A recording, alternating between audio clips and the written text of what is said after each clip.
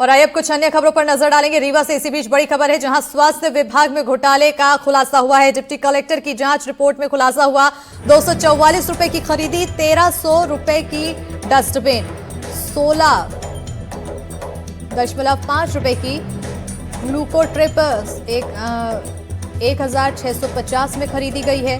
बताते चले कि 399 की दवा की स्ट्रिप को 990 रुपए में खरीदी गई। 2018 से 2022 तक खरीद में हेराफेरी की गई है।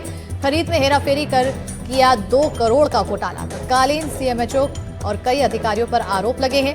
तो रीवा में स्वास्थ्य विभाग में बड़े घोटाले का खुलासा हुआ। यहां खरीद में हेराफेरी कर 2 करोड़ से ज्यादा का घोटाला किया गया है। इस घोटाले में तत्कालीन सीएमएचओ समेत कई अधिकारियों की भूमिका संदिग्ध में नजर आ रही है। तो वहीं कांग्रेस प्रवक्ता और इस मामले के शिकायतकर्ता विनोद शर्मा ने बताया है कि 2018 से 2022 के बीच 244 रुपए की कीमत वाले डस्टबिन 1300 रुपए में 16.5 रुपए वाली ग्लूकोज स्ट्रिप 1650 में खरीदी गई है।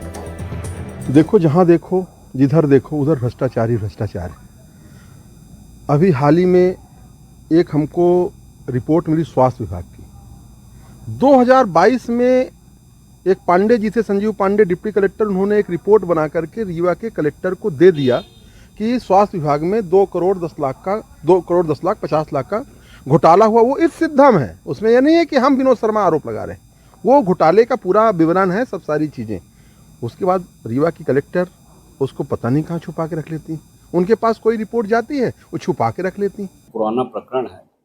अब इसमें अगर इस तरह की कुछ इसका शिकायत है या कुछ इस तरह की जो प्रकरण हुआ है, तो इसमें पुराना प्रकरण है। जो सक्षम स्तर से जो भी इसमें कार्रवाई होगी, तो उसमें जो भी जांच है या जो भी कार्रवाई किया जाना है, सक्षम स्तर से किया जाएगा। ये विषय मेरे संज्ञान में अभी नहीं आया, लेकिन अगर किसी खरीदी प्रक्रिया में कोई त्रुटियां हुई हैं तो उसका हम लोग जांच करेंगे और जांच के बाद कड़ी कार्रवाई करेंगे। डिंडौरी में तालाब की गहराई करने को लेकर भ्रष्टाचार के आरोप लग रहे हैं। बताया जा रहा है कि रोजगार गारंटी योजना के तहत तालाब गहरीकरण और वेस्टवेयर के निर्माण में करीब 12 लाख रुपए खर्च किए गए। तालाब में ओवरफ्लो पानी की निकासी के लिए कंक्रीट से वेस्टवेयर का निर्माण करवाया गया था, जो 2 भागों में अब बंट गया है। 9 महीने में ही इसमें दरारें पड़ गई हैं।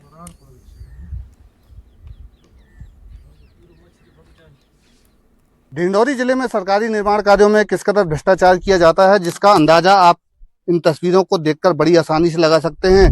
इस वक्त हम मौजूद हैं बजाग जनपद पंचायत अंतर्गत ग्राम पंचायत सारंगपुर में, और यहाँ कुछ महीनों पहले ही रोजगार गारंटी योजना के तहत लाखों रुपए की लागत से यहाँ पर इस संरचना का निर्माण कराया गया था।